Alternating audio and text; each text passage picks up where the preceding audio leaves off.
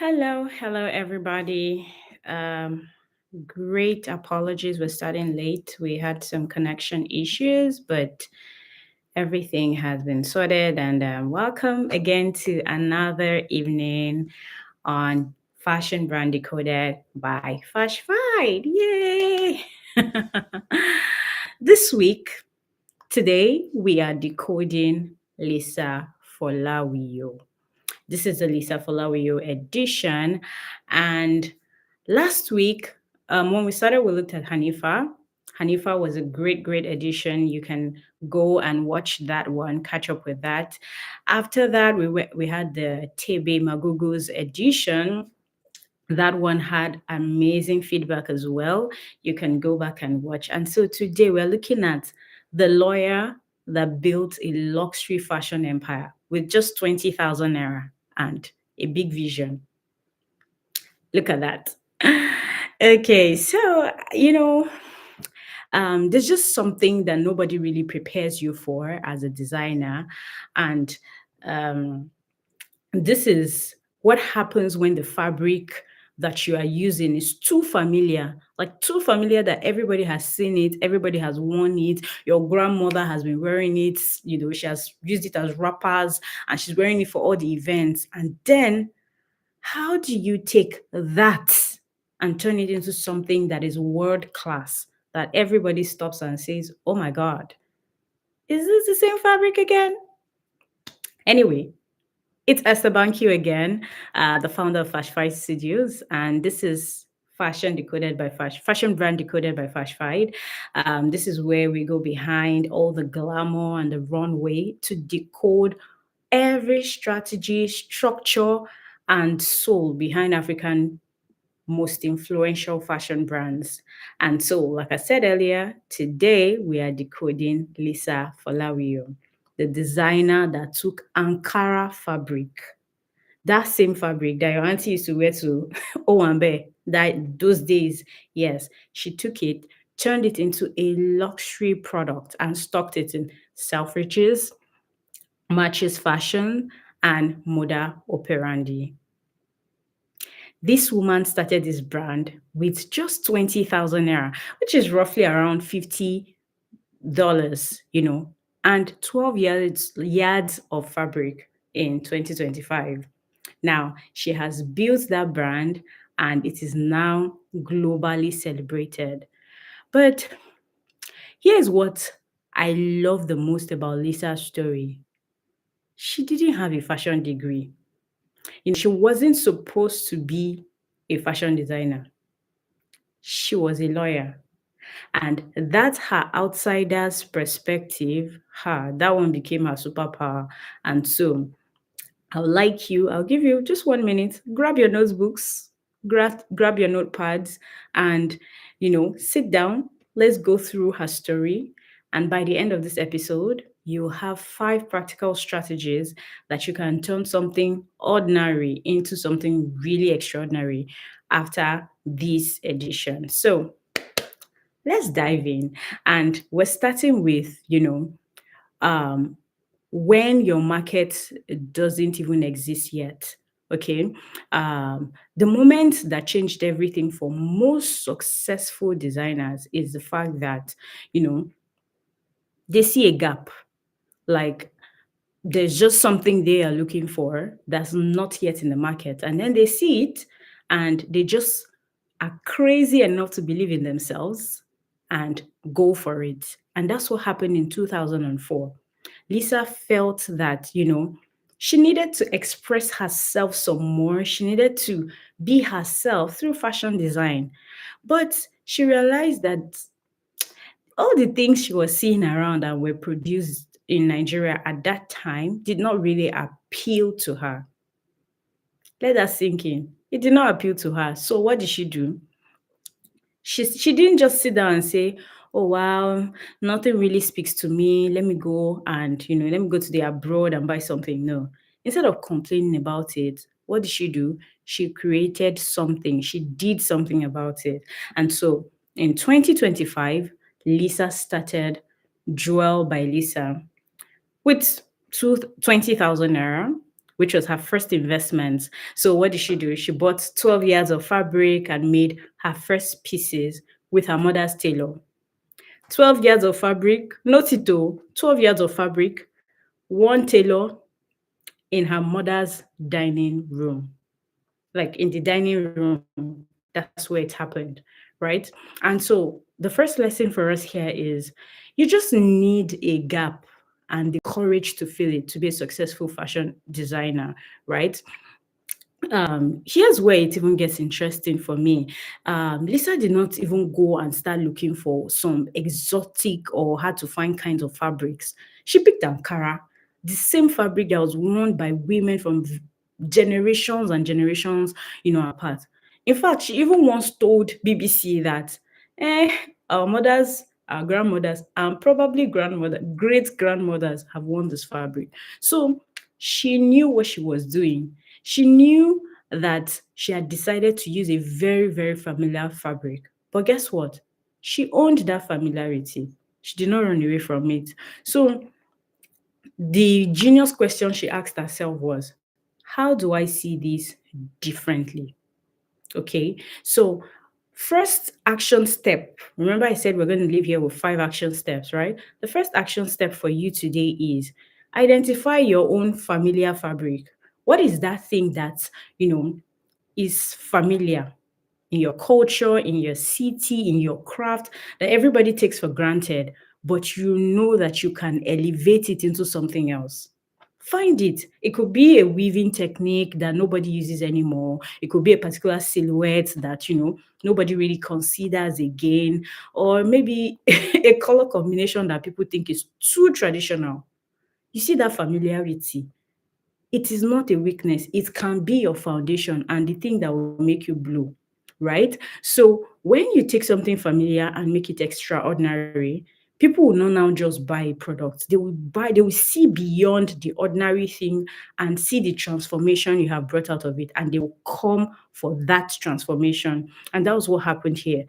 So they will see the possibility and tap into the creativity that you saw. And that's how connection starts. So let's go back to Lisa, right? Lisa, she knew she was about to do the impossible in the world. And so what did she do? The elevation strategy that she used. Let's dissect that one now, right? Okay. Lisa has Ankara. Everybody knows Ankara, Abi. So now the question is, how do I make this familiar Ankara feel luxurious? Something that people would desire. Now, this is where a lot of fashion designers get it wrong.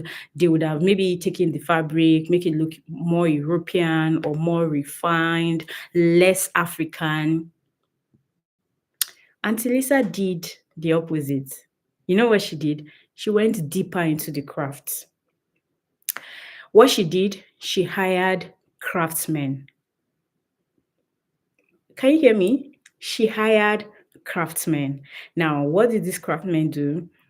These people came together and spent an average of 240 hours to hand bead a cloth.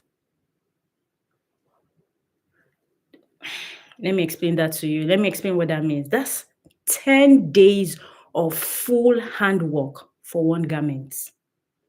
And guess what?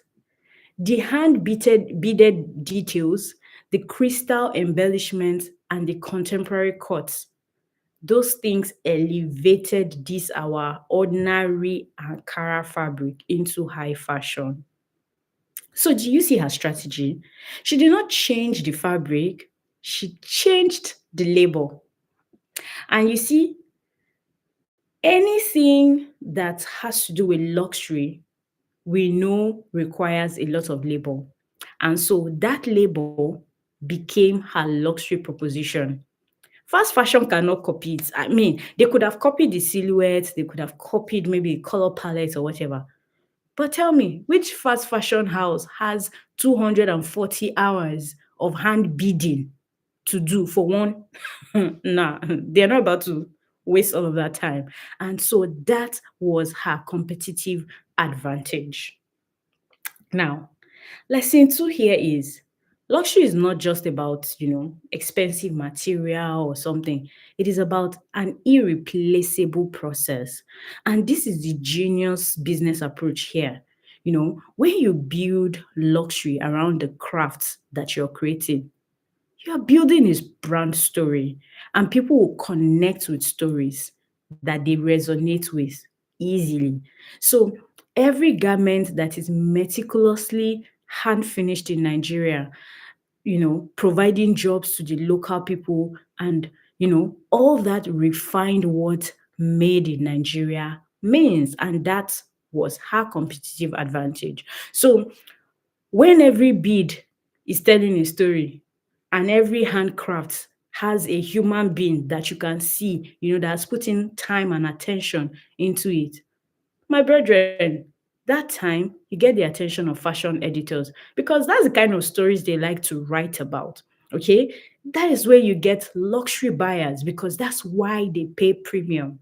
So, part three is, breaking down the whole Lisa turning an ordinary thing into luxury. The first thing she did was she worked on the texture of the fabric, right? So she didn't go to Paris to find out what they are doing and then come back to Nigeria. And, what did she do? She just thought, what can I add to this fabric that will make it feel different? And so her idea: beads, sequins, crystals, embroidery. So takeaway here is add layer of craftsmanship that is tangible. Let people feel the difference, not just see it. Because I mean, that's one thing with luxury, right? It's you don't just see it, you have to feel it as well. It has to feel rich. Okay. Second thing she did was time as value.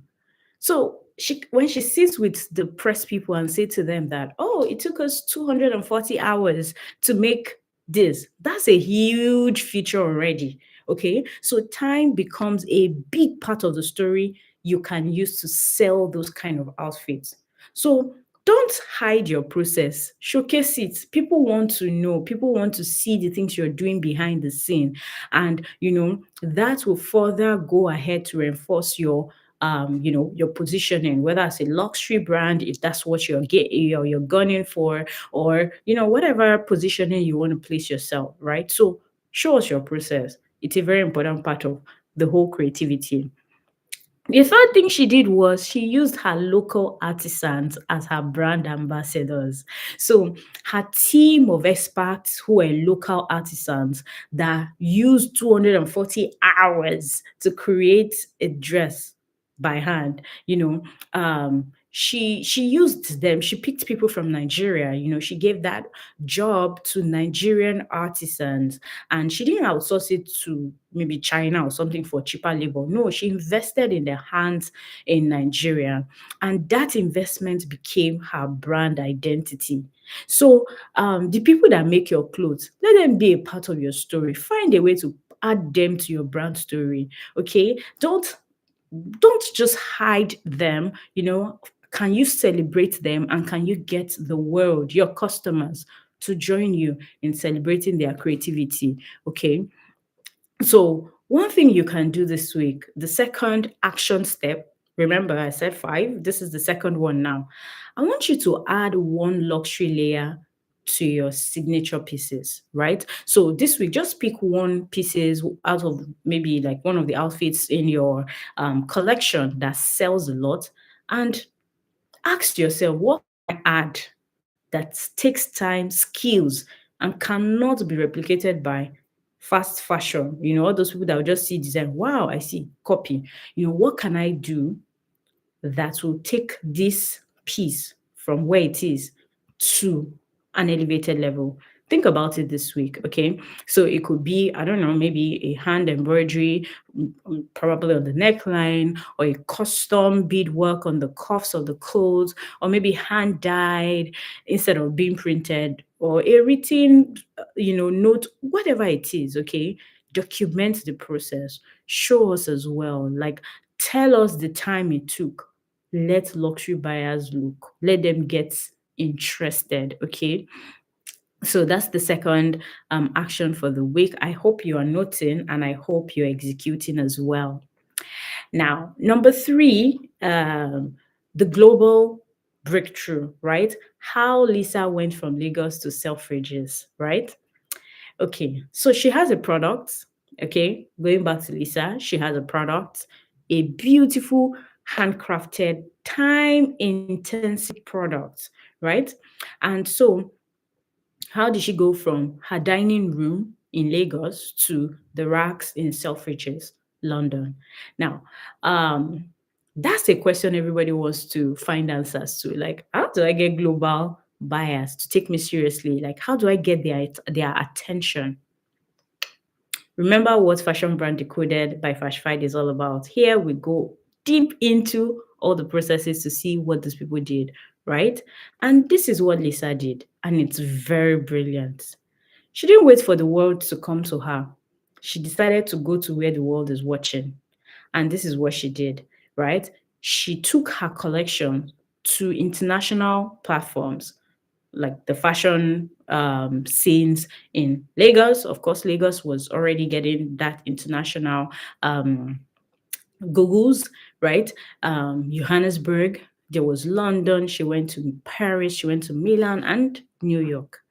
Now, when she went to all these places, right, she didn't just go, she didn't pick one. She said, okay, let me go to Paris and then go to Paris and then sit down and wait for the best. No, she went to Paris, then went to New York, went to Milan, went to London. She was everywhere. Okay. Now, this is what she did. She created a presence. Okay. But a lot of people miss out that consistency across platforms. And you know what? The consistency across all the platforms actually builds your credibility. So if it was just one show in Paris, I mean, you're a visitor, you're a guest. Welcome. Thank you for coming. Goodbye. But if you have 5 years of shows in Paris, in Milan, in New York, in Lagos, bruh, you're a player. Okay. You are a huge player in the game. So, one strategic move you can do is create a visibility ecosystem, right? Lisa did not just rely on the fashion weeks, she actually built multi channel visibility. And I'll break it down. Editorial coverage, right? That's the first one. So, she was featured in international editions of Vogue, of New York Times, of Harper's Bazaar, and Elle. Then she moved on to retail partnerships. She got stocked in Matches Fashion, Moda Operandi, Selfridges, and Temple Mills. Now, she also moved to celebrity endorsement. So icons like Lupita Nyong'o wore her outfit, Issa Rae wore her outfit, and a couple of other celebrities did. And when they did, she got all the attention that came with it, right? Finally, she also positioned herself in cultural institutions. So, looking at pieces from Lisa's collection that were exhibited at Victoria and Albert's Museum in London in 2002, that was a great massive positioning for her. So, do you see the pattern? Do you see that she didn't put all her eggs in one basket? So she utilized every channel that was available to her. She used the press, she used retail, she used celebrity, and she also used museum. And so each one of them reinforced the other. So when Lupita wore her dress, Vogue wrote about it. When Vogue wrote about it, Selfridges were like, oh, okay, please, we want to stock this brand. Okay, they did. When they stocked, more celebrities want to now wear. So it's a flywheel, right? Um, it's a whole process that you don't have to just pick one and stay there. You can just use the multi-channel to make things faster for yourself, right? And so another lesson we learn here is one win creates the next one. So if you are very strategic about it in terms of sequencing and all of that, you would create that flywheel for your business. And all of a sudden, they'll start saying, ah, she came from nowhere. Oh, he came from nowhere. No, you didn't come from anywhere, darling. You actually did the work. And so, third action step, remember we said 5. So, this is the third one. Third action step for this week is map out your visibility ecosystem, right? So this week, I want you to sit down and create 3 press people. So magazines, blogs, media places that you want your product to be featured, or you want your brand to be featured. Write out the list. The second one is retail. Which 3 stores aligns with your brand and you want your brand to be stocked in? Write it. Influence. Which influencers or stylists you want to know you and wear your brand? Write it down. And then in terms of institution, which gallery, museum, or cultural space do you want your product to be showcased? When you have written these, then pick one. Pick one from each of the column this month and reach out to them. Remember, as I said last week, I'm going to say again today, you are not begging, you are proposing a partnership between their audience and your story. Position as a person of value, and they'll write back to you. You are not begging. Great. I hope you're having a nice time as I am. Lisa's story is very inspiring, very interesting. And now um, drive to we're going to drive right into where a lot of designers are very terrified, to go to, and that is changing brand names. Yes, a lot of designers feel like, oh my God, I started like this. I don't think I should change. Da, da, da, da, da. Well, let me shock you. Lisa changed her name. She started off as Jewel by Lisa in 2025, 2005 when she started, right? And so everybody knew her as Jewel by Lisa. But at some point, she made the bold decision and she didn't want that again, so she changed, her brand became a self-named label in 2015. Why does this matter, Abby? Because your name is your authority. Draw by Lisa just sounded like a product line, all right?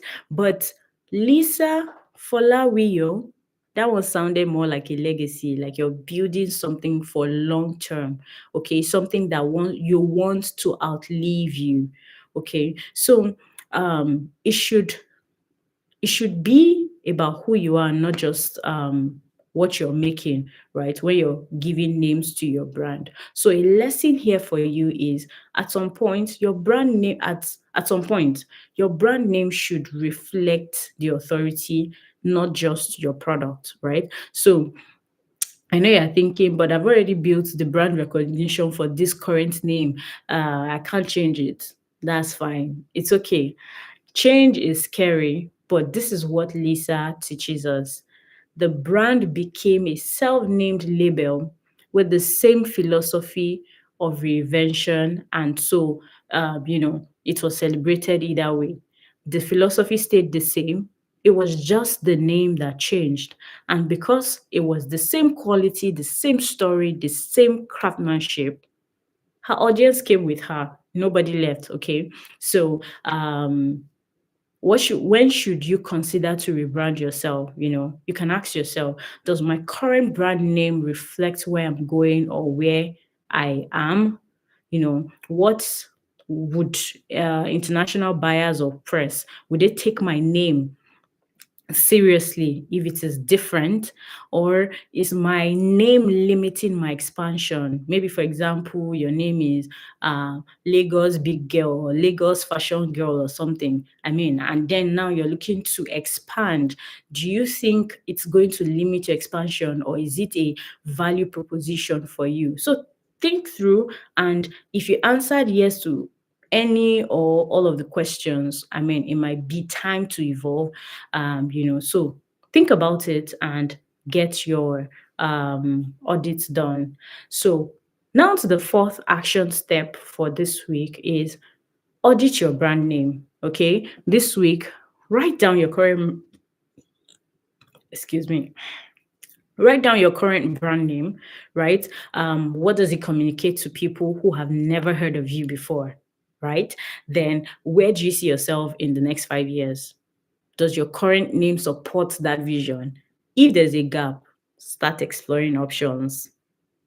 You don't have to change it like tomorrow or now, but the awareness is a good first step. So do your audits, take that action, execute. That's the most important thing, guys.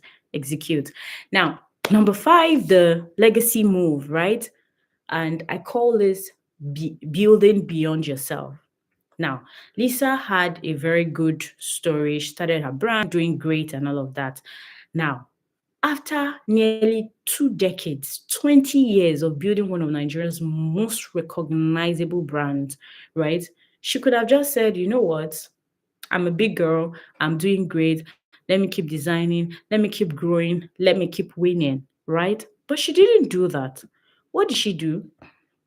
She took on fashion education through her collaboration with Esmond Paris and Wazobia Academy in Nigeria, where she transfers knowledge and skills through fashion training and classes.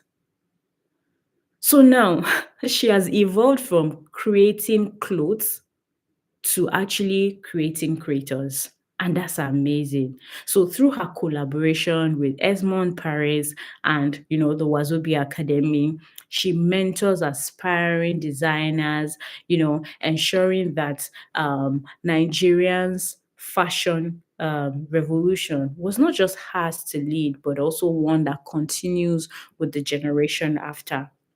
And you see, this particular move, that's the difference between building a brand and building a movement. So, a lesson we can take here is your legacy isn't the one you build, but the people you build up. Okay, think about it. When you teach someone else your craft, you don't lose the power of that craft. You know what you did? You just multiplied it. And so when you mentor emerging designers, you're not just creating competition, you're also creating that community. And in that community, everyone is lifted. And, here's what I love about this. Lisa didn't just wait till let me make it before I can give back. She's doing it while she's building because she understands something that is very crucial. The industry does not grow if only one person succeed. Okay. So what are you building beyond yourself? Like what does it look like? You don't need to start a school or a formal mentorship program, even though you can, but I can give you a few tips on how you can, build a legacy that's bigger than yourself. You can feature other designers in your content, right? So, collaborations with other designers, give shout outs if you're a designer who's already having like a lot of attention. You can decide to give shout outs to, smaller designers. I remember a particular designer in Nigeria. We're going to study her brand very soon. But there was a particular designer in Nigeria who, I think for her birthday or something like this, she bought from other fashion creatives, and she had a much bigger platform, and so she put out their products there, and it was great. A lot of people got awareness, a lot of people got sales, and all of that. That's building a legacy, right? Another way you can build a legacy is to share your process publicly so that others can learn. I know that everyone is trying to hide their strategy. Oh no, it's just me. This is my plan. I mean, while that one is also something, but there should be something you're able to share with people that you don't that them knowing doesn't threaten your own growth. Remember, when one person succeeds, the industry does not grow that way. When you share what you have, you're not losing your power, you're multiplying it, right? Another thing you can do is, just organize something for emerging designers in your city. It could be like a meetup, a hangout, where they come together. If you have more knowledge, you can host a Q&A where you answer questions, just giving back knowledge, or you can even create opportunities like hiring of interns, apprenticeships, and partner with design students. So every time you open a door for someone else, you are expanding the industry. And you see, an expanded industry means more opportunities for everyone, including you. So, fifth action step today is make one legacy move this quarter. I know the year is already running to an end, but what can you do this month or next month? Choose one way you invest into someone else's growth, either as a mentor to an emerging designer, even if it's just a coffee chat, just sit over coffee and, give some tips, some knowledge. It could be maybe sharing a detailed breakdown of how you solved a particular problem that you know that a lot of other designers are going through. Or maybe it could be that you're featuring another designer's work on your own platform, or offering an internship or apprenticeship, even if it is unpaid, but it just has a real learning experience. Because honestly, the demand for authenticity, cultural heritage, and unique craftsmanship has put designers like Lisa at the forefront of this movement. And you see, this movement, they are built for many hands, not just one. So, how can you create your own movement where you move with many people? Perfect. So now, guys, let's get real. I mean, we've been real all along, but all of this hand bidding, global shows, legacy, everything, it costs money, Abby. So the question will now be, how does Lisa actually sustain the business model? Now, I'm going to show you. Of course, that's why we're here, right? So let me show you the structure behind this beauty. The first strategic move she does is to multiply the lines and the price points, right? So, and I'll explain what that means. The brand counts with various diffusions, lines, including the J label, and then there's the Pretty Precious, right? So this is genius because there's a main label which is high end, hand hand embellished, luxury pricing.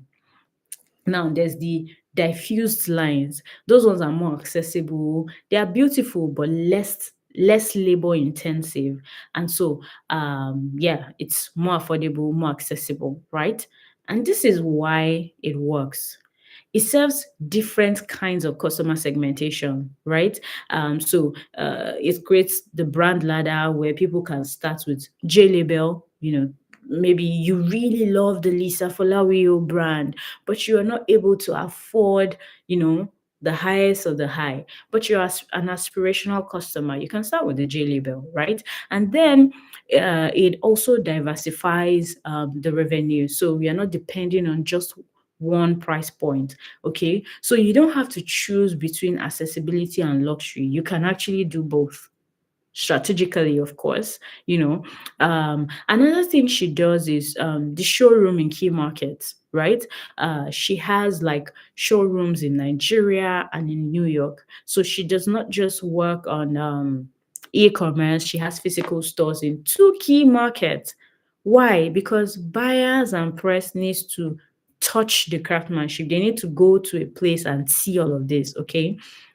So another way is high-end customers want experiences as well. And of course, physical spaces build brand legitimacy, right? So the key takeaway here is, if you cannot even afford a permanent showroom, you can consider pop-ups or trunk shows in key cities once or twice a year. Okay. And what this does is, of course, brings in money into the brand, right? Another strategic move she does is strategic partnerships. So she has partnered with L'Oreal. She has done a trunk show on Moda Operandi. And, these are not just random collaborations. These are strategic amplifications, right? L'Oreal, it's a beauty brand and has fashion crossover audiences. Moda Operanda, this one is a direct access to high network customers who pre-order runway pieces. Okay, so every partnership should either give you access to a new audience or elevate your brand positioning, or even, do the cocoa, generate money. Okay, so if it doesn't do at least one of these three, my brother, my sister, say no. Okay, again I report I again I repeat, every brand partnership should either give you access to new audiences, elevate your brand positioning, or generate revenue. If it doesn't do any of these, my brother, my sister, run. Okay. All right. So before we wrap up, okay, I want you to sit with these questions.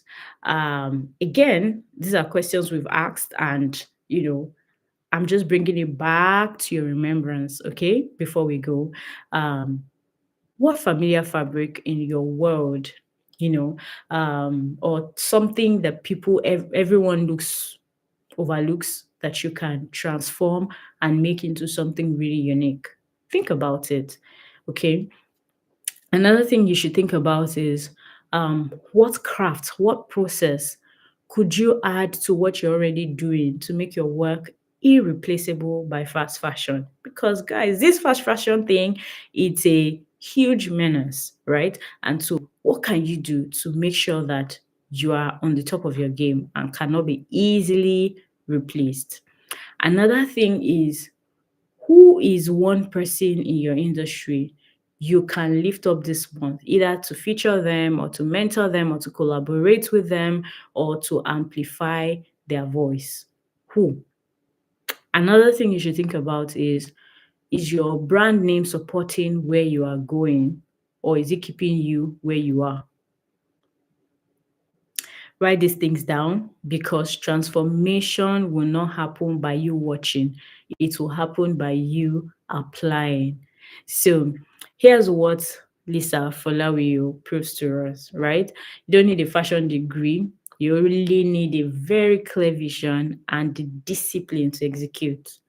You also don't need exotic materials. You can see ordinary things differently and use it to your own advantage. Finally, you don't need to leave your culture behind. You need to dig deeper and bring it into the world. Okay. So she started with 12,000, with 20,000 naira and 12 years of Ankara. Today, of course, the fashion industry employs over 30,000 people in Nigeria with an estimated value of about 4.7 billion. Okay. And Lisa helped to build that. So